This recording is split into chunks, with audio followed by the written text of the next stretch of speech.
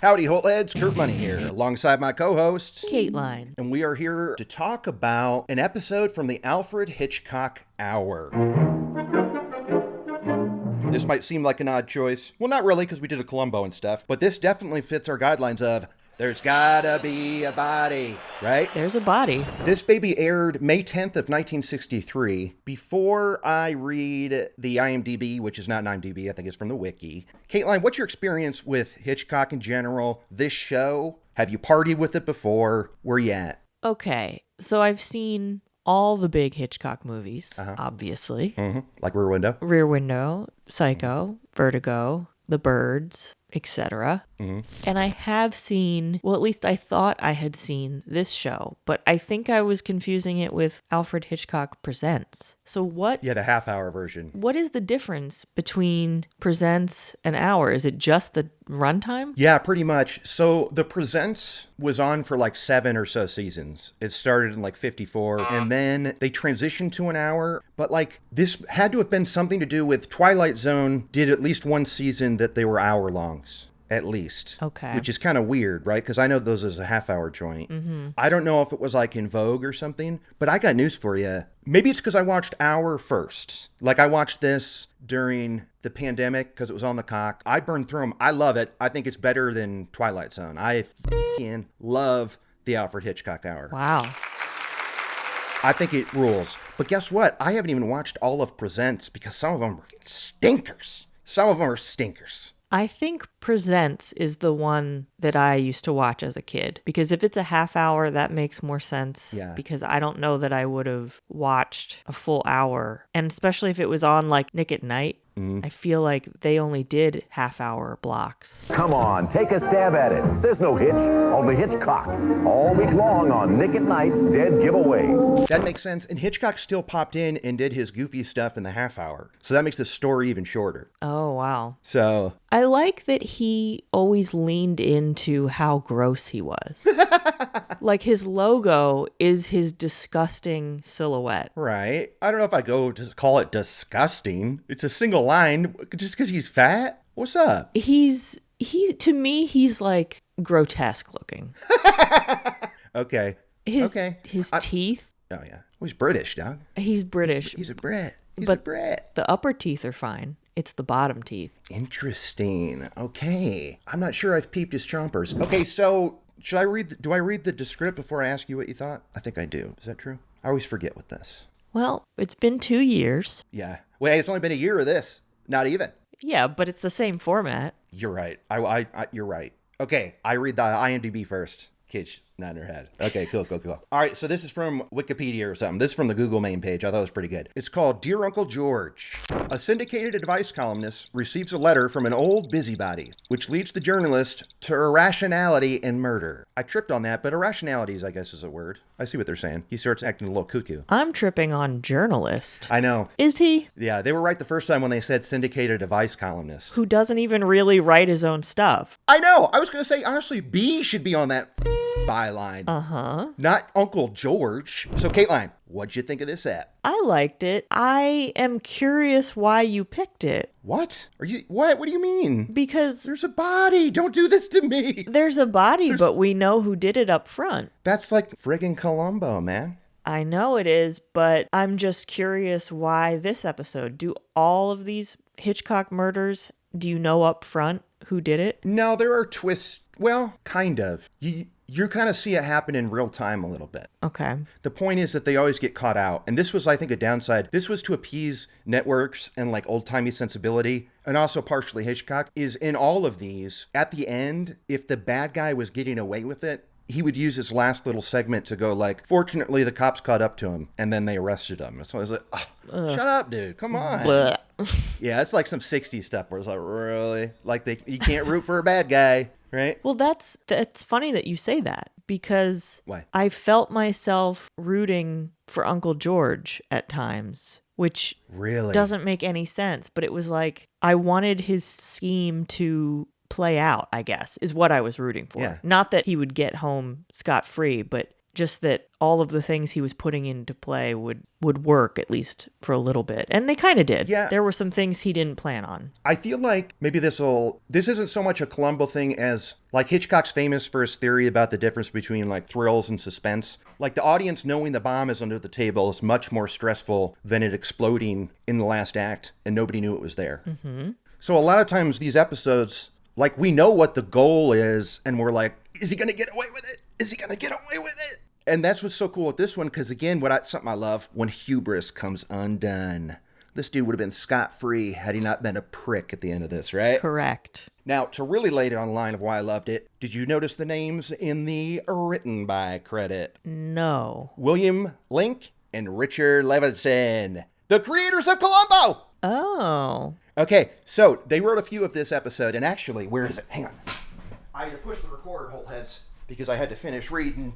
You know it! Their book!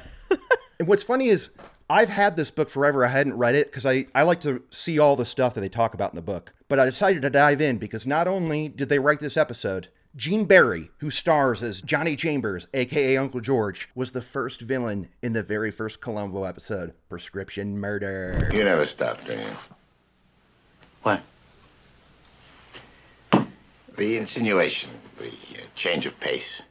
You're a bag of tricks, Columbo. Right down to that prop cigar you use. Okay, so this was the blueprint. Well, a little bit. They had done a stage version of Columbo first. It was a whole thing. A guy named Thomas Mitchell played him. Where's that money, you silly, stupid old fool? But this, to me, has got to be where they saw Gene Barry and said he's perfect for Columbo because he fits... The best part about Columbo villains is they are always the complete opposite of Columbo. Columbo is a common man. He's blue collar and stuff. And it's these hoity-toities that think they can like polite their way out of stuff and be like, oh, nonsense. Like, I'll just pay this or that. And this guy's so good at being a prick that you hate, I think. That's why I was never rooting for him, just because I had the baggage of he is the villain in the first Columbo. Okay. You know? Yeah. So I couldn't wait for him to get busted. And honestly, I didn't care for his attitude even in the beginning, right? Well, let's hop into it. I said we dive in. Let's go. All right. What's cool about these Hitchcock shows, the guy loves to be on camera. Good evening, ladies and gentlemen. He is at the beginning, the middle, and the end of every episode. And he's always got a little bit that he's doing.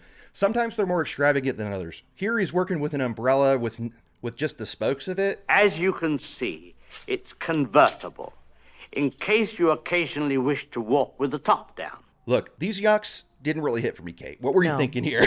I was confused. I wasn't really following him at times. Yeah. And even when he said this has nothing to do with the show you're about to see, I was like, okay, but what does it have to do with? Right. I can deal with irreverent randomness. That's fine. But I can't even follow your in-bit logic. I don't either. And knowing that, like, the umbrella is in all of his interstitials. So I guess in his mind, this is its own beast. He's telling jokes about having an umbrella that would not work. That seems like some old-timey humor right there. What do you think? Like the irony of having an umbrella that didn't block water and stuff. I don't know. I think he's setting up the premise for all of his yucks. And I'm with you. I'm going, none of these are hitting, dog. None of these are hitting. You look, What? I'm not sure what's up. Is he just not a comedian? Should he just stick to the genres that he knows? Well, no, I think there's a lot of humor in his movies, and I think it really works. Now is when I think it doesn't hit, but he coasts because it's Hitchcock. And I just love to see him on cam being goofy. Like, even though this stuff doesn't work, it was worth it for me at the end because he goes,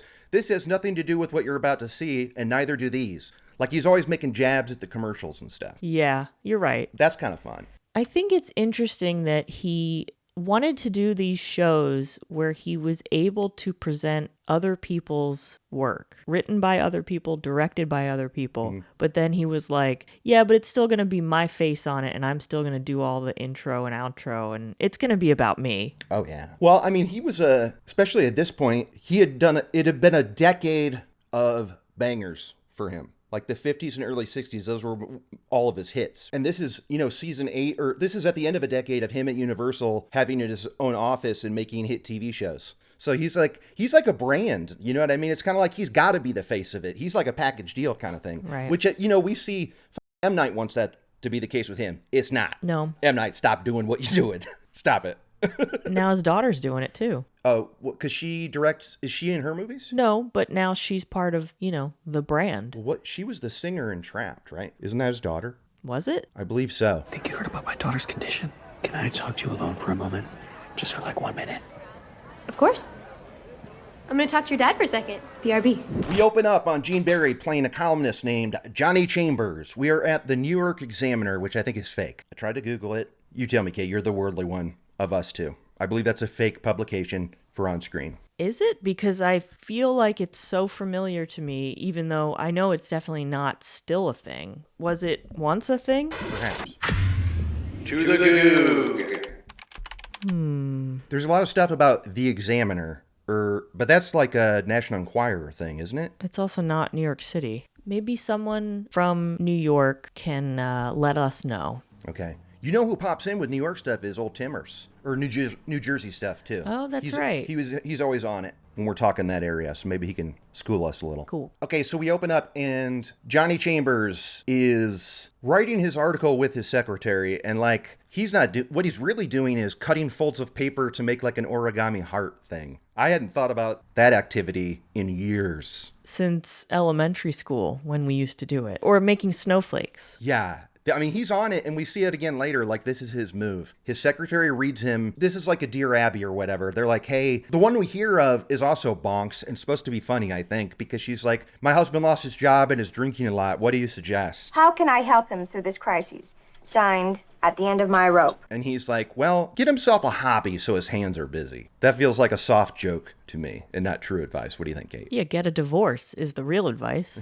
Yeah, and also I would say yesterday was my 6-year anniversary, no drinking wise. So that's why I wrote this down and stuff, because it fit. Wow. Congrats, Kurt. Thank you. But I was thinking like, that wouldn't work, dog, because guess what I would love doing during all my hobbies and stuff? Drinking. So sorry, Uncle George, you already suck. But anyway, he's like dictating this to his secretary B, and he's working long hours too. That doesn't coincide because he's obviously so lazy. Like, what work are they even doing? He's just briefly saying what he thinks she should reply with, but she has to come up with all of the words. All the fluff. He's famous too, by the way. He's like a struggling writer who does this for freelance, and it's been his job for 6 years. But like nobody knows that he's Uncle George because it's like a worldwide phenomenon. Now this was a thing of the past, and I miss it. This was often the setup for movies too. Christmas in Connecticut with Babs Stanny. She's like pretending to be a housewife columnist, but she's really not. She's like a tough lady and stuff. Oh, did you write up those recipes for next month's article? What am I cooking? Don't you wish you lived in the world where you could be like famous and wealthy as a columnist? And anonymous, so you could have all of the fun of fame and fortune without all of the awful intrusion of privacy. Yeah. But this guy's miserable. He's working his scissors to the bone because all he's doing is cutting origami or whatever. Does that have a name? What is it? I don't know. I've never heard a name. It probably does. Not origami. No, that's when you fold it. This guy's doing the opposite folding. He's cutting it. Then they get a letter from a busybody that is signed Good Samaritan. But she's like, look, I have this lovely couple across the way from me in my building. As soon as the husband goes to work, this wife of his is sleazing around with another man. Should I tell him, Uncle George? What should I do about this? He has B write a letter to the person, but this didn't get published. He's like, it's none your business, much like Kate's personal life, and don't bother with it. That's what the advice is. And they're kind of mean about it too and stuff. Good Samaritan. Obviously, you are a nosy old witch, and I'm sure you've got warts on your nose. Oh, it's not worth it. Just send her a note telling her to mind her own business. With that letter wrapped up, he gives a call to his wife. We cut to her in their awesome, dope-ass, like, New York high-rise apartment, right? I think it's probably a penthouse, although I think it's only the 6th floor, so maybe not. Ooh, good call. But the view is from a high-rise, way higher than the 6th floor, so I think that's just bad writing. Or, hey, you know what? Bad set design, because you know they're on stage, dog. You know that's a picture of a skyline outside, right? Yes. I'm saying don't come for my Columbo writers, okay? Okay. Come for the set design. So he gets a call, and already the vibe from this wife, right? You know right away that she's up to no good with her dude. You know right away that she's the woman across the way from the Good Samaritan. Yeah. Because of the way she acts on the phone. Yeah. So she's on the phone, and she's like, oh, it's okay. I'll just make myself an egg. See ya. Don't wake me up. And when she hangs up, what's she do but take 2 cigarettes, put them in her mouth and light them, hands one off screen and goes, Do you like your eggs up or over easy? and it's like, uh-oh, she's already got a party going. So we know it's her, right? Yeah. And then even we're back at the office and B is like, hey, this is weird. The Good Samaritan, her mailing address is your building. And he's like, oh, really? What? 6W or 6 West or whatever. And we're going, ooh, sounds like this is the sap. This is the dum-dum. But is Uncle George onto it? No. No, because he's so far up his own ass. I love it. He doesn't even get it now. I'll argue it kind of takes him a little too long to get it. It does. If you told me that someone with my same address had written in about activity in my building, just out of curiosity, even if it wasn't about me, I'd be like, oh, what's happening? What's going on? Who do we think that is? And who are they watching? Yeah. This could also be a gender thing. What do you mean? A man is just like, oh, yeah, whatever. Not paying attention. Oh, like female busybody problems, like not even giving it the time of day. Yeah. Okay. Yeah, that's fair. His wife's name is Louise. And Louise is a hoe. Louise is a straight up hoe. Johnny gets home. Nobody's home, though. He's like, Louise, where you at? And he opens the bedroom and turns the light on, and there's their bed. Now, not bed, it's beds, because this is 1963, so those beds are split. 2 twin beds. Which is because they didn't want audiences thinking of anything sexual, so it's like split them up. They're not sleeping in the same bed. Now, this is interesting. When do you think was the first time that they started sleeping in the same bed? In the media, you mean? Yeah, on TV shows like sitcoms and stuff. I'm trying to think back. I guess it would have been the 70s. No. Well, the people that get the credit for it is one, the Flintstones. They did it. And that was on prime time and stuff. That was a prime time sitcom. But so did the Munsters. A lot of people give Munsters credit, which is always interesting because you know where the Munsters live, Kate? The Klopak House on Mayfield Place. The Burbs. The Burbs. The Burbs. Future Kurt here to correct and scold the hell out of current Kurt. The Klopak house is not the Munsters house, okay? The Munsters live in Ricky Butler's house, as you can tell here in a side-by-side.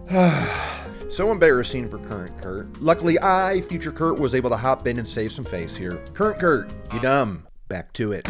But the first one to do it was a real-life married team in 1947, a show called Mary Kay and Johnny that ran for 3 years. Now, this was 47, okay? This is at like the dawn of sitcoms. These babies were 15 minutes, 12 without commercials, okay? But isn't that kind of wild? Like, it was literally, it ended and 1 year later, I Love Lucy started, which is the famous show with a real-life married couple. And they had 2 separate beds. Exactly, yeah.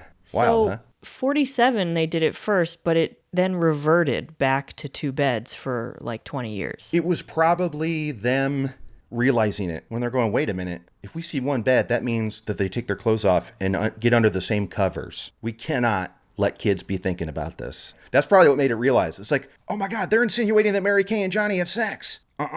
That's so wild. That is so funny to me. Did you think growing up that that's how people used to sleep? I did. I did, also because that's how my parents slept. My mom, Jillionaire, she is an epic snorer. Really? The loudest snoring you've ever heard in your life. And my dad was a really light sleeper.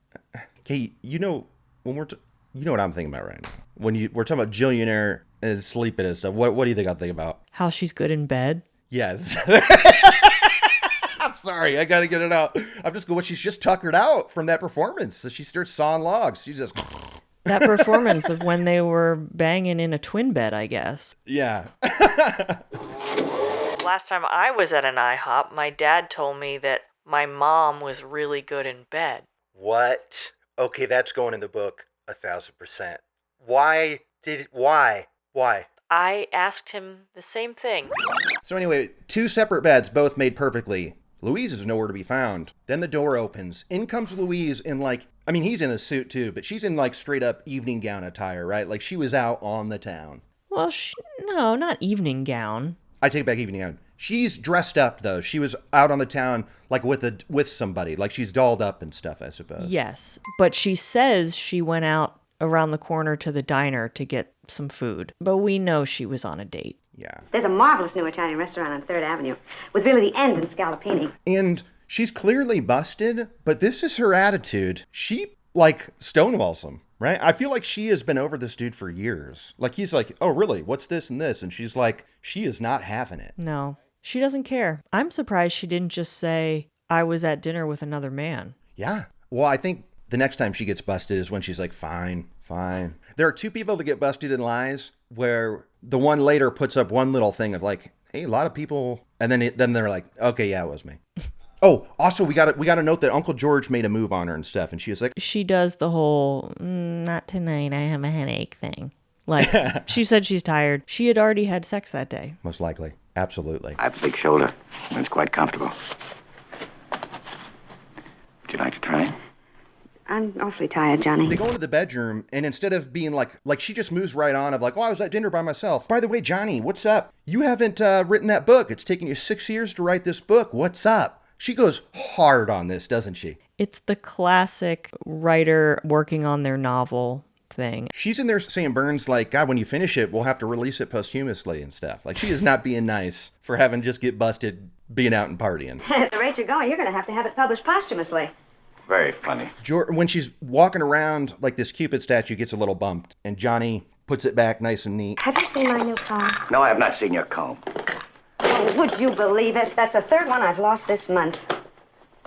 And you had my initials put on it, too. And then she goes to shut the blinds, and she goes, God, Johnny, there's this old busybody across the street that won't stop looking in here. Mm-hmm. And Johnny's like, really? And it's just now dawning on him, right? Even though he knows that woman is on his exact floor. Yeah, but his face is definitely saying, maybe that letter's about me. When it should have been like, dude, it's 1,000% about you. Uh-huh. Then boom, commercial break. It's the next day at work, and we see close up on Dear Uncle George. Johnny is rereading the letter from the Good Samaritan. Like he's finally starting to put the pieces together. So he concocts a plan. He calls up Louise and says, sorry, hon, I'm going to be late again. We're working through tonight. I'm not going to be home till at least midnight. And she's like, okay, see ya, click. And then B comes in, the secretary, and he's like, we got to work late tonight. And you know what? Let's order dinner in. Now, this part I want to get your opinion on because he goes, we'll order in and I'll even get you a steak. And the way that she says a steak, I don't think she was looking forward to it. What do you think? Do you remember this? I remember her delivery of it being odd. A little tooty, which I liked, right? Because she even says, like, my husband's going to get pissed. So she says a steak like she's making fun of him for treating them. Like, oh. Yeah, a steak. Uh-huh. Or something. I can't do it. Yeah. The clip will do it justice. Let's splurge tonight. I'll buy you a steak.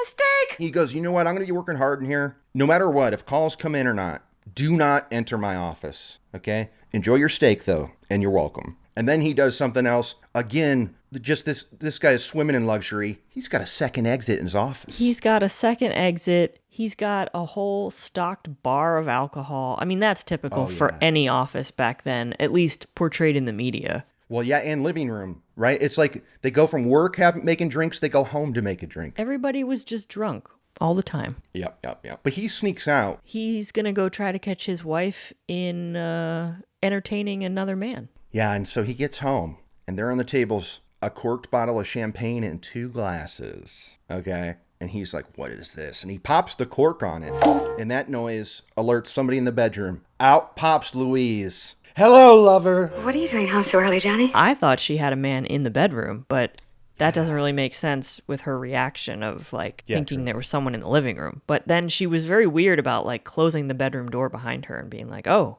hi. And this is where she gets super indignant. I think I'm using that word right. Like, this is where she should be apologetic because she's straight up busted. No. She goes, so what? I was having a man over. What are you going to do? Divorce me? You think that'll look good for Uncle George? Again, this is what a time. You get divorced, people will hate you. We can see her murder coming at this point. Oh, yeah. Dear Uncle George. I'm just a poor lonely little housewife with an ogre for a husband. Please send me a handsome prince on a great white charger. I'm warning you, Louise. There's something special. I love a character that is nothing but like vile and angry and stuff. And I feel like it was, for instance, The Killing. Have you ever seen that Kubrick film? Black and white, Sterling Hayden. They rob a racetrack. No. There is a wife in there that is just so freaking mean. They weren't young exactly, and they weren't really old. She was about my age, you said. Not anymore. Maybe she was when you started telling this story, but not now. It's like hysterical, and like in this case, it's like, well, she's going to be dead by the end of this, baby. Mm-hmm. So she's just going off. What, are you going to divorce me? No way. And she knocks over this Cupid statue. Yeah? And what happens? Johnny picks up the statue, looks at it. He looks at it and immediately thinks, this is where I kill her. Yep. And he bashes her over the head with it, and she's dead. One hit, instant hit, kind of off-screen, classic television murder. But I gotta give them credit. They do some wonderful mirror work in this episode with the camera placement. Because the kill swipe, we see his angry face in the mirror over her shoulder, and she's like, ah! And then later, there's a scene with a reflection that they do that I'll talk about. But anyway, good stuff. She's dead, and he wipes off the prints and stuff. I'm looking around here. I don't know if I have anything heavy enough to kill somebody like that that's on display. Was this just because they needed it for this device? Is that why it's always something like this in movies or TV shows? Do you have stuff that's just around that could kill somebody? I do. Okay. I have several things on our bookshelf, actually. In the living room, we have all sorts of little doodads and knickknacks, and some of them you could kill someone with, yeah. What about that, the thing that Picard got when he went to the sex planet on vacay? You have one of those things. A Horgon. A Horgon. Could that kill somebody? Well, mine is way too light, but maybe they make versions of it that are more substantial. But no, it's pretty light. The Horgon is the Rycian symbol of sexuality. So he wipes the prints off and leaves. He goes back to work, and he's making sure that B is still busy working out there. Click, click, click. And he's like, good, my plan is working. So now he goes back to his desk, calls B in, and is like, oh, man, I'm tired. I fell asleep. And he's like, you know what? Yeah, I'm going to go ahead and get out of here. And so B turns around to walk away, and he goes, no, wait, hang on, B. Hang on for a second. I need you to hear me call my wife for my alibi. I mean, he doesn't say that, but what else is she doing in there? Yeah, why would she need to stay while he calls her? Yeah, because he calls and we see him press down on the thing. So like he's pretending to make a call. But he's like, Louise, are you okay? What? What's happening? What is it? I don't hear you. Listen, I'm coming right home. Hello?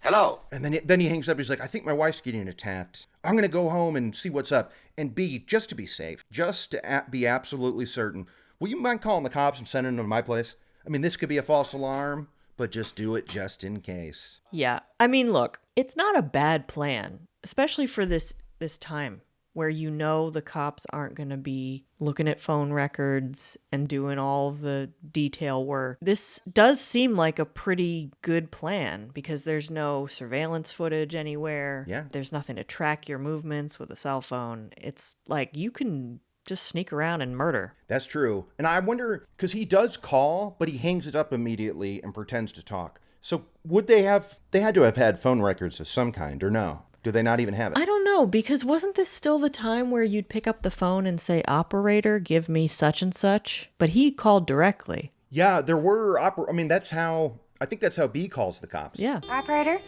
give me the police department, please. But that's in a building. That's a good question. I don't know. How long was that a job? Well, I remember it as a kid. Really? Yeah. I remember. I guess I remember, obviously, I called people directly, but the operator was still a thing that you could call if you needed help finding somebody. Same. And you dialed 0 or something. Yeah, me too. I wonder when they stopped doing this thing. Oh, yeah. That's the operator stuff I love. I mean, Mad Men era. It's pretty sweet. That's back when phone numbers were like W35. Yeah. Somebody told an anecdote recently, and the phone number was 1 because it was that's a joke that people say, like, you're so old, your number's 1. Uh-huh. But this person's phone number was 1. Isn't that funny? That's wild. So Johnny rushes home. Good news for him. The cops are already there. And here's where we meet Lieutenant Wilson. And he's got to break the bad news to this poor guy. You Chambers? Yes, what's wrong? I'm Lieutenant Wilson. I have some bad news for you. Tell us what happens here. Give me your initial thoughts on Wilson. He wasn't a dingus, but no, a little naive, maybe. And boy, did he love tea, huh? He's big on the tea. Really? Yeah, he offered it to literally everybody. He was swinging a tea bag at one point, holding it by the string and just swinging around. Yeah.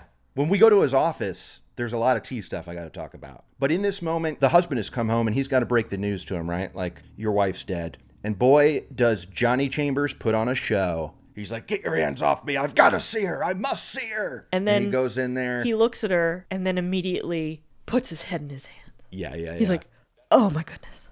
Yeah. It's so fake. I'm distraught. It's so fake. I was thinking UK because I was like, something tells me there's no tears on those cheeks. We're not seeing tears.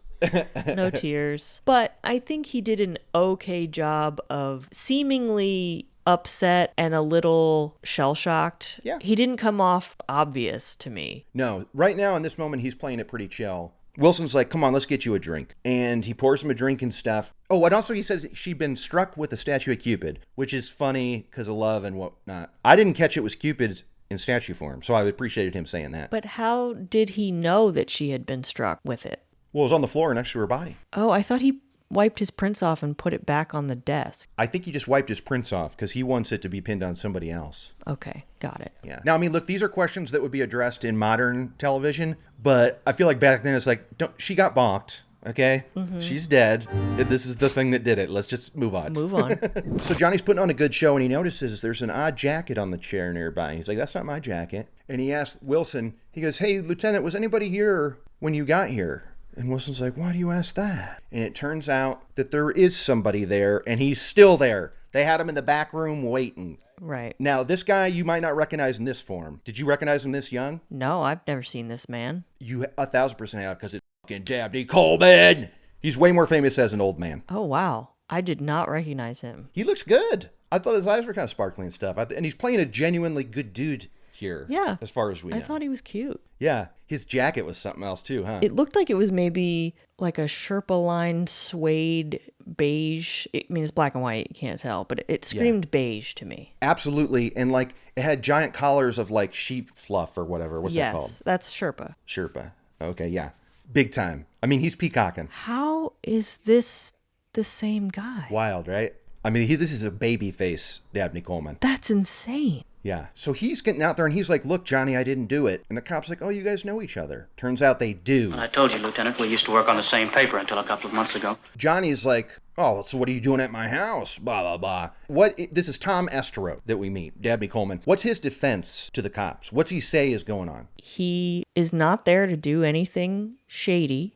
That this was like a planned meeting that he was going to meet up with Louise to discuss, what was it? She called him because she wanted a portrait done of herself as a surprise gift for Johnny. Right. Now, the audience is going, no f***ing way. Like, you really? It sounds like Tom believes that, though, doesn't it? Yes. We know Louise is a hoe and that she would lure men over, and especially a cute man like him. Mm-hmm. But he's like, I just thought we were going to make a painting for you. Well, he needs money, too. She said she knew that I'd been having it hard since I left the paper, that maybe she could get a couple of commissions for me from some of her friends. I was down on my luck money-wise, so she don't give a shit about that. Dude. That's not why she's in this. And, of course, so Johnny's playing it up like, yeah, right, you're sleeping with my wife. They all sit down together, and this is, again, something that only happens in shows, where the cop tells his suspects, like, okay, well, he's got an alibi, so he's good. But Tom Esteros, what's up with you, dude? I mean, it's not looking good for you. And Tom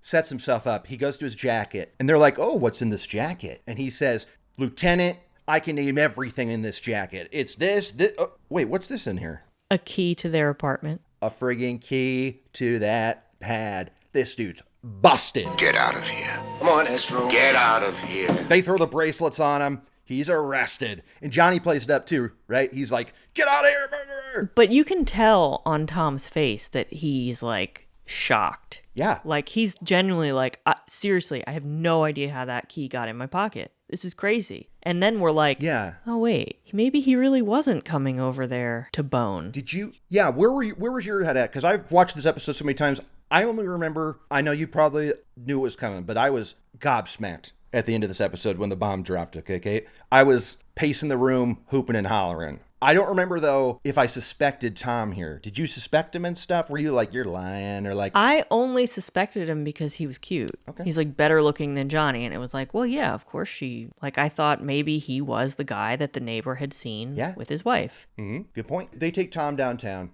And this was another great performance by Johnny, because Lieutenant Wilson's like, hey, look, I know that you were happily married and everything's good in here. Is it possible that your wife was having an affair? Is it something in the realm of possibility? Is that something that could happen? What's Johnny say? He says no. He's adamant. Says, absolutely not. My wife would never cheat on me, ever. Mm-hmm.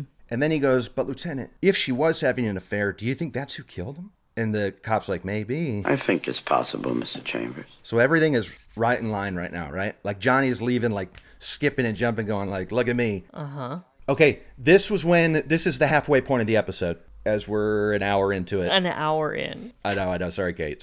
But this is the half point in the episode, and we know that because Hitchcock's there with another bit about this friggin' umbrella. It's not funny, Were you dude. so bummed when you saw he still had it? Move on. I was like, oh, come on. Here we go. And if time permits, the second half of our story. Yeah, and it was weird because I guess shows still do this, but he throws to commercial and makes some barb about commercials. But then he comes back and says, like, there's one more country that hasn't gotten a chance. Then we'll be back to the show. Like, it was a quick bump before another commercial. Mm-hmm. So that must have been like, I bet that spot cost more money. What do you think? Oh, maybe. Yeah. God, there's so much cool TV history, TV industry stuff that does not apply anymore, but it's so fascinating. It is so fascinating. Anyway, just another plug for the book. I like that font. The Stay Tuned font? Yeah. Yeah, it's pretty good. I like sans serif fonts that are kind of chubby like that. Me too. Big time. I don't understand how Columbo's not one of these animated faces, though. We got the Fonz, we got Alan Alda, we got Carol Connor, I thought Mary Tyler Moore, but I think it's Carol Burnett. What do you think? Yeah, that's Carol Burnett, I think. Yeah. No freaking Columbo. Oh my God, Kate, I know we're only halfway. Quick anecdote from the book. Absolutely no mention of Gene Barry and Columbo and stuff, blah, blah, blah. Nothing that was good for this. But there was an excellent anecdote where Peter Falk shut down production because he did not believe that Columbo would not notice that he had a broken taillight. Have I ever told you this? No. So, it's in one of the episodes, he gets pulled over by a cop, and he's like, oh, your taillight's busted. I'll tell you, I'll get those things fixed as soon as I can. You'll get them fixed now. Peter Falk's like, that would never, ever happen. What are you talking about? Everything gets shut down. He's fighting with the producers, which he was always doing. Like, he was a real, but it helped the show and stuff. But anyway, he was tough to deal with. They spend hours hashing this out. They go to the commissary, sit down for lunch to talk it out. Still, Peter Falk is adamant. Nobody would be able to drive and not know that. They're walking back to the lot across the parking lot, and they look at this Jaguar that has a broken taillight. And they go, hey, Peter, isn't that your car? It was Peter Falk's Jaguar, and it had a broken taillight, and he didn't know. I don't know why he was so adamant about that. Back then, you would not know unless someone told you. There were no indicators on the dash letting you know, like there are now if a light's out or whatever. That's true. Look, he was super hard-headed, and there were countless ways that he was, like, the show was tough to make with him, but that's why Columbo's so good, and they admit that. Oof. So he let them get back to work once he realized. Yeah, he was, he also paid for their lunch. Oh, good. Big whoop at the commissary. Thanks. Right? How much could that have cost him? Which lot was that? Universal. There's an episode in Columbo where they go to the commissary, and Jamie Lee Curtis is the waitress. Nice. This is before she was famous and stuff. Isn't that cool? Yeah. Let's see now. I can come back. No. I'll have a donut. Anyway, Universal's my home. That's my stomping grounds because that's where Mayfield Place is and whatnot. Good, honey. Okay, we're back from commercial. It's the day he buried his wife, and we know that because Johnny won't shut up about it. He's in the office dictating to B, supposedly. He's cutting more things out. Right? He's doing people now. And isn't she like, you should maybe take some time? Yeah, and he's like, no, I gotta power through. Work is what saves me. You don't even do the work, bruh. Yeah, you hate it. You're embarrassed by it or whatever. I would not be. Me neither. I mean, that there's a part of this show where we're supposed to feel for him that he's an unrecognized author. And I'm like, no, this guy from the jump. He's got an insanely well-paying job writing. I don't care if it's writing. You're getting paid a lot to write, dude. Zip it. And they have a luxurious apartment in New York. Yeah. And I mean, he should tell people he's Uncle George. Let's sell that book, right? Although I guess this was back then. Like it's hard to imagine now, but there was a time where you didn't want to be associated with horror movies. And now it's like, that's the bread and butter, baby. Like, you know what I mean? Yeah. So I'm sure, like, back then, being on television was considered a step down. Right. So he's, like, really struggling to come up with advice. And in walks his publisher, Simon Aldridge. Johnny, I told you not to come back to the office. Go home. Your column can wait a few days. What'd you think of this guy? This guy's a douche. Mm-hmm. Square-jawed. I mean, you could not describe it any other way. I know, right? That jaw is wild. Is so... like bulbous. Mm-hmm. Yeah. This guy sucked. Yeah, he did. But he goes, listen, Johnny, you need some time off. Well, first Johnny gets a call from the cop or from like the jail. Friggin' Tom Estero wants to talk to him. Dabney Coleman's locked up, says, get down here, dude. I got to talk to you. And Simon, his publisher, is like, don't do it. Don't talk to him. come with me to our cottage. Come with me to our weekend home. Because we're all bathing in money here. Is this just the Hamptons? Is that what this was? Oh, maybe. That sounds right. But it's like our country cottage. Yeah. He's going, listen, we just redid it and stuff. Come hang out with me for a few days. It'll be cool. And Johnny says, okay, I will take you up on that. But wait a little bit. I'm going to talk to this Tom Joker. I want to go talk to the killer of my wife. Mm-hmm. And so next scene, Johnny is talking to Estero through the glass. This is the great shot where it opens. We're seeing Dabney Coleman on the phone and the reflection is Gene Barry and the camera pans slowly to get to the second shot setup, which is the real Gene Barry. And it's like a split screen thing. Wasn't that cool? Yeah. It was all... What's that? I feel like you're patronizing me right now. No. Or humoring me or something. I didn't fully clock it. Oh, okay. But like, think about it. Like, that's a pretty good... This all in camera, right? Mm-hmm. So they lit this once and it worked for both. And one of them was a reflection shot. This was in glass, not a mirror, dog. Right? This is glass. You love practical in-camera effects. I love it. I can't get enough. But yeah, I thought that was pretty sweet. And Johnny's putting on another show because Estero's going, I didn't do it. Johnny, you gotta believe me, Johnny. Johnny, Louise never meant anything to me. You can't seriously believe there was anything between us? And Johnny's like, you killed my wife. I'm mad at you. He storms out of there. He's not buying it. He's like, I'm glad I came down to stare you in the eyes and tell you that you killed my wife. I hope you're convicted. All right, so now we cut to Wilson's office. Now's when I got some tea talk for you, because something wild happened here, Kate. Okay. And now I'm a new partier with tea. Since I gave up energy drinks, I'm trying to get more into the tea game. You're welcome. Of course. Thank you, Kate. Holt heads. Thank you, Kate. That was because of me. That's true. Because I don't drink coffee. I drink lots of tea. Yeah, and I love coffee, but I'm definitely afraid of smelling like, now that I'm over 40, I can't smell like coffee because I remember that smell from when I was younger, and I did not think cool of those people, right? It's an old man smell. I can't have it. Wow. You don't know that? About you? You know this? Yeah, but you know the coffee breath smell I'm talking about though. Like teachers had it and stuff. Sure. Right?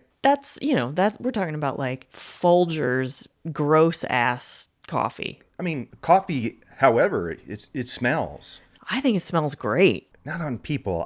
Maybe I'm just like weird about it. Because there's so many things I don't give a about with my appearance or appearing old or whatever. But somehow it's stuck in my mind. I remember thinking how gross and lame it was when old people had coffee breath.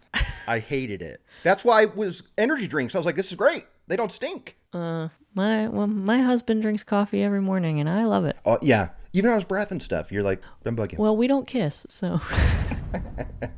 We're at Wilson's office, and he's making tea, and his little protege comes in. Because this guy, we kind of get it throughout the app, but Wilson is going to be retiring soon, in 10 days. And so he's showing the ropes to this younger guy. And so he has a few jabs at him, like, you're after my job, but he's making tea. And first weird thing, he says, tea? Like, the way Wilson talked was funny. It was, like, kind of soft and up a little bit. But his partner goes, it's a little early in the day for me. Kate, is that a joke? What is this? It's tea. Tea you typically would have with breakfast. And there's no booze in sight. I can confirm. Maybe he was just making a joke, being like, this is your version of drinking at the office. Okay. Yeah, because it's like his thing. So he's like joking like, no, I'm not joining you on your binge. Mm-hmm. No, thank you, sir. It's a little early for me. So he says, okay, suit yourself. This is the weird part. Wilson takes his coffee in his cup, and he's got a saucer, too. This is a classic saucer and cup scenario.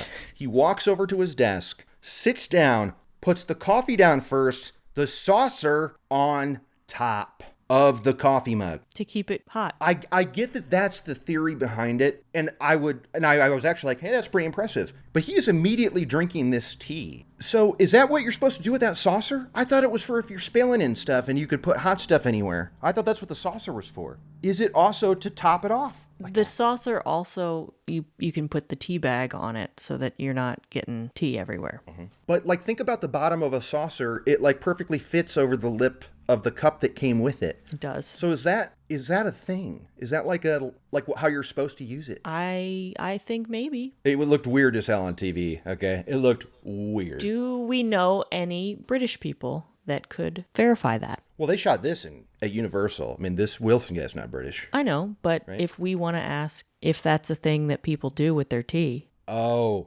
because the British people love tea.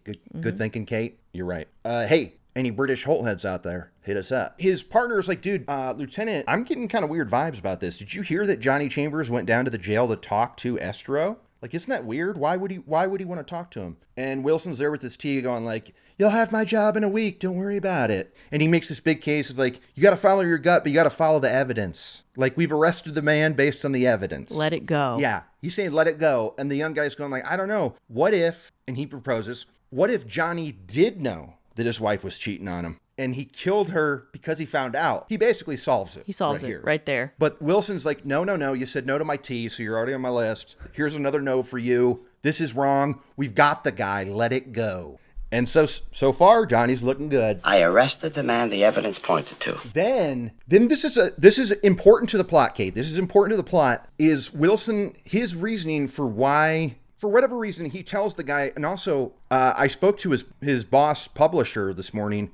It turns out this Johnny Chambers guy is Uncle George, right? Right. Like Simon had said that in the office. He said, hey, I told the cops that you're Uncle George, and Johnny was pissed and stuff. Oh, incidentally, I had a little talk with Lieutenant Wilson this afternoon. I told him that you write the Uncle George column. I asked him not to mention that to any of the reporters. And so Wilson is like, oh, it's Uncle George. And this was weird as hell. The guy goes, who's Uncle George? And Wilson's over there dialing his wife. And he says, ask my wife who Uncle George is.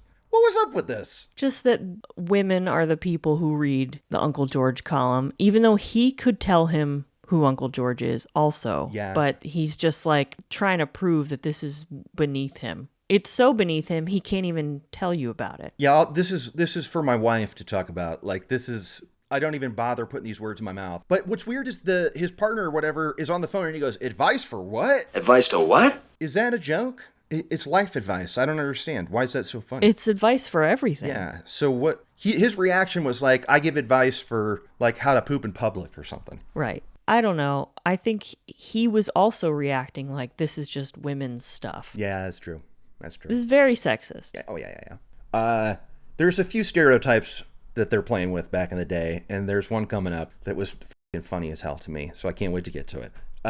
So then we cut to this country house, and they're in the gym. They're working out. They got their gray sweats on. We got Johnny on the bag, right? Simon's on the bike. There was a freaking pommel horse in here, Kate. Who at that house is doing anything on a pommel horse? Gyms back then were crazy. Yeah. They would have that thing that you'd step on, and the thing would like whip around your butt, you know? Yeah. And that was supposed to make you what? I don't know. Jiggle? Totally. There's a Bond film where Sean Connery gets into a device that does that stuff to him as a workout, and it's like, what is this doing? Nothing. Yeah, it's not doing anything. Hey, come on! But a pommel horse, I guess that must have been a cliche for gyms back in the day. Yeah. Now it's not. It's like I see those at the Olympics, and that's it. I remember we had to use one of those during our, like every year in gym class. Yeah. Yep. You'd have to do like the state assessment, and there was a pommel horse involved. You're right. We did kind of have to party with a pommel horse a little. You're right. All you had to do was just like climb over it or something. Yeah.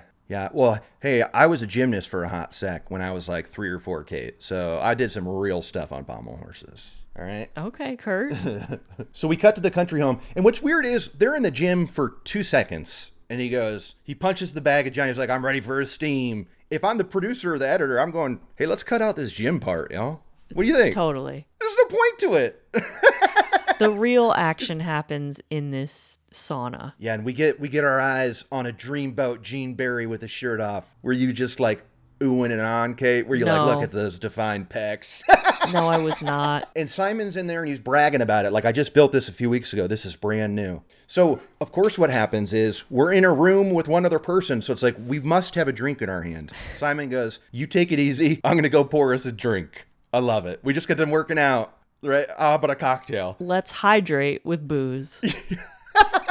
I'll get us a drink. Yeah, and so while Simon's pouring the drink, he's out of the room. Something catches Johnny's eye that's in like a wooden slat, like the seat there. He's like, what's this caught under here? He pulls out a hair clip that belongs to his wife. It's comb. It's a comb.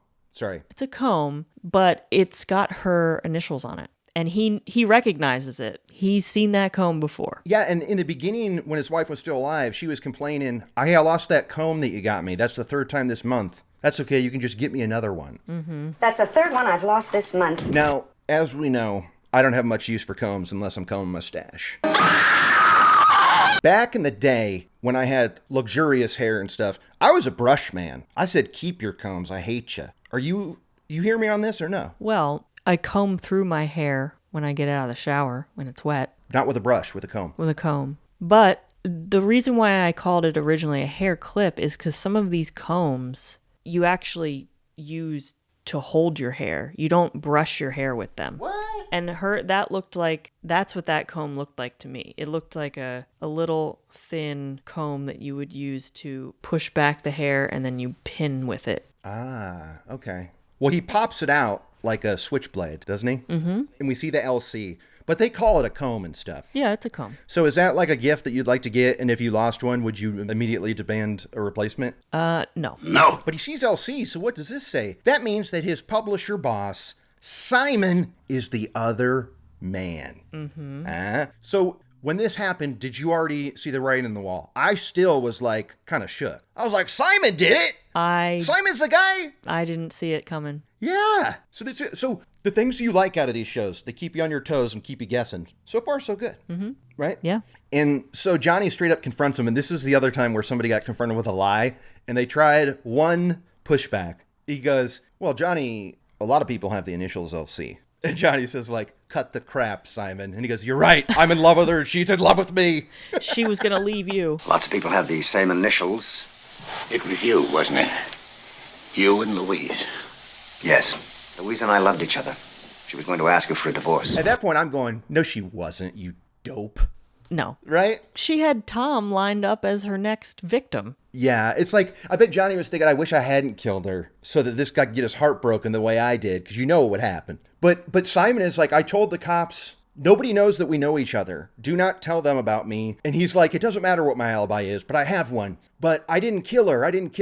And Johnny is, of course, like, well, now there's an innocent man locked up. There's an innocent man in jail. All of a sudden, Johnny's on his high horse. All of a sudden, Johnny is now on a mission to free Tom. Yeah. And Simon is like, no, because Simon truly believes that Tom killed her. Because we know that Simon didn't kill her. Yes. So I guess Simon's not really a bad guy in this scenario, but him keeping that info from the cops is a little questionable, right? It is.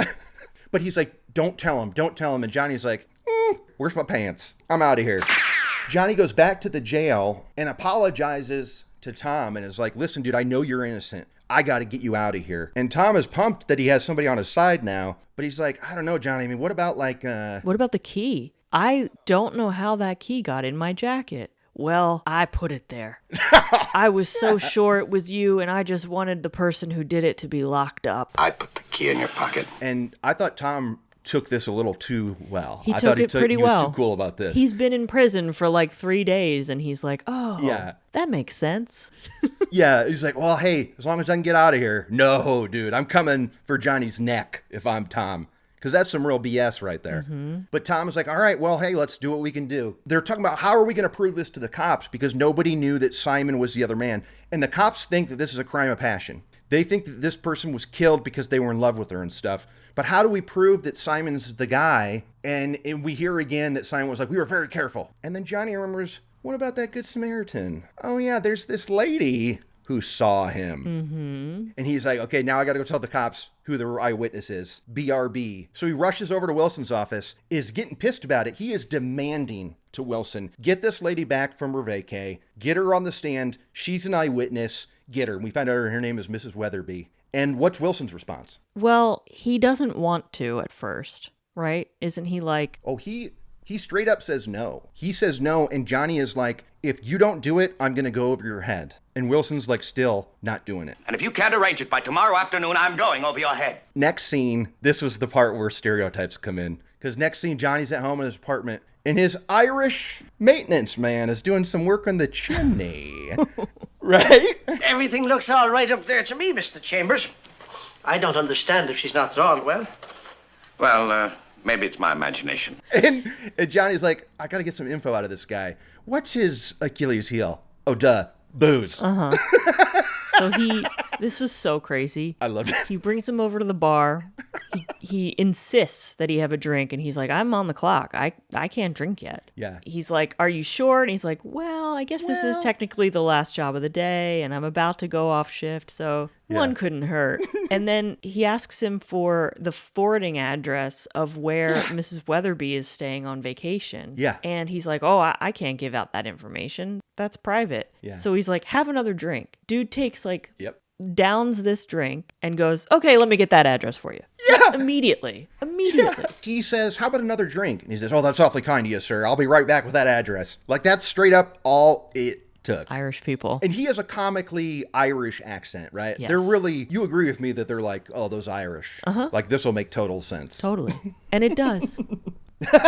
That's good stuff, sir. I'll go down right now and get that address for you, sir. Do that, Sam. Johnny's at the office, and he's feeling pretty good. He's in there pumping out some push-ups. What'd you think of here when he was getting fit in the office in his suit and stuff? Where you're like, don't bother.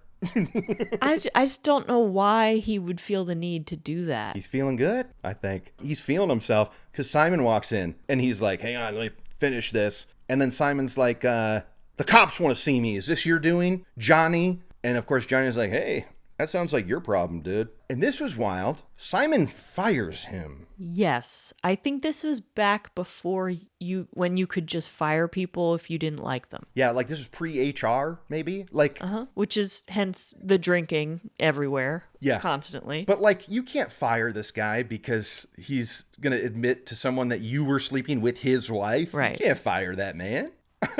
Chambers, you're fired. Get your things out of here.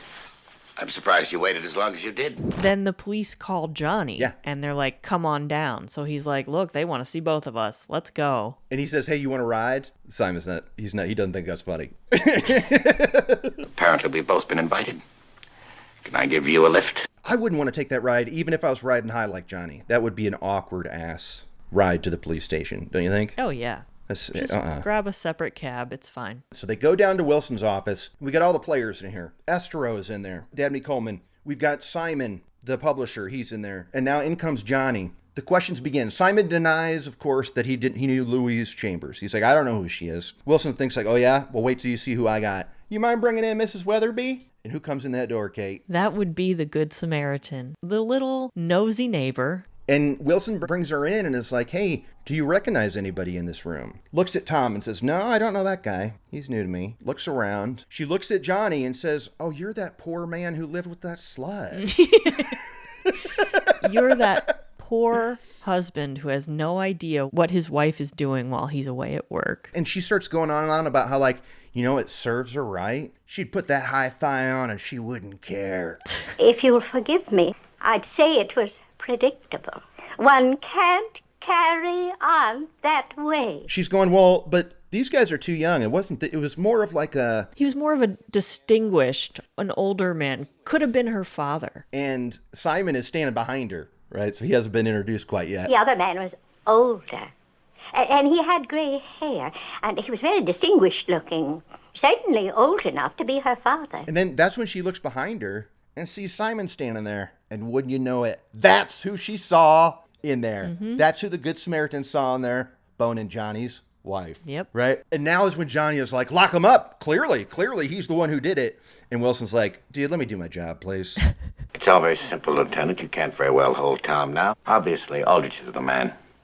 I'll handle this myself, Mr. Chambers. So now Simon has to fess up and he's like, okay, I was having an affair with her, but I didn't kill her. But they're not buying it. So right now, Simon's getting locked up. Like, he's going to jail. Estero is out. And Johnny's home free. And Johnny's still feeling it too, right? And Wilson thanks Mrs. Weatherby for coming in. They're like getting her, ushering her out. And as she's going out, she goes, you know what? This was got to be the only time I should not have listened to Uncle George. What did you say? Uncle George. You know dear Uncle George in the papers. Everybody's jaw drops in the room. So she says, I shouldn't have listened to Uncle George. I should have said something. And they're like, please explain. And she said, well, expound on that, please. I wrote in to Uncle George and told him about this, and he told me to leave it alone. Yeah, and didn't even publish me. Just said, leave it alone and move on. So if I hadn't listened to him, maybe that poor man could have done something about it. I never should have listened to him.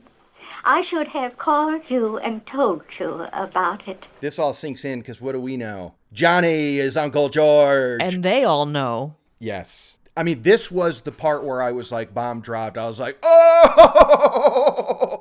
Did you love this? I thought this was nicely written and stuff. I thought this was a fun time to me. Yes. However, you could still explain it like, well, B is the one who does all my correspondence. I don't remember that. I suppose. But in this world, that would be another lie for him. He wouldn't want to give credit to his secretary. True. Okay. True. But this is the hubris deflated thing where I love. Like, it's just like he thinks he's got it all figured out, doesn't he? And they also just end it here. You gotta love There's that. no follow-up. No. There's no, like, what happened? Who was convicted? What's the sentence? Yeah. It's just like, you wrote Uncle George. You're Uncle George. Yeah. Oh, yeah, that's it. And that's it. Yeah, and Johnny takes a seat defeated. This is genuinely something I love about Columbo's and old shows like this. I mean, you got to appreciate that it just ends. I mean, how often do you watch something where it drags, where it's like, we get it? Yeah. I also love that Johnny is defeated and admitting defeat. Like, yeah, you got me. Nothing else I can do. I appreciate that because what do we really see? Just lies on lies on lies in our Datelining, right? Yeah. So it's very satisfying to be like, well, you got me. Yeah. Get me out of here. Let's do it. So that's the end of that. But not before we go back to Hitchcock to wrap it up. More jokes that don't work, where he says, this would only come in handy for someone on a tightrope, but only when they are very tight. Some people have used this for tightrope walking, but only when they were very tight. Does tight mean drunk in 1963? I had no idea what that whole thing meant. Yeah, you were like, Hitch, wrap it up. And how does that help someone on a tightrope? If they thought it would help them, they must be drunk because it obviously wouldn't. Oh, I see, because you need the fabric on the umbrella. Yeah. Again, it's a premise of a joke that didn't work 4 beats ago, but it's Hitchcock, so we're having fun. So right. So boom, that's the end of this app. Now I have nothing for my list. How about you, Kate? I don't either, but that doesn't mean we didn't enjoy it. Certainly not. I mean, I loved it. Did you get what you like out of these shows? Like, you weren't ahead of the mystery. When you said, why did you pick this? Now that we've discussed it. Now that we have discussed it, I understand why you picked it. And the significance to Columbo and everything. Mm-hmm. But I thought it was just a nice little piece of business for a TV show. And there's a bunch like this that maybe down the line we'll do another one. Because there's some good ones where it's just like, no! But I love this. And boom.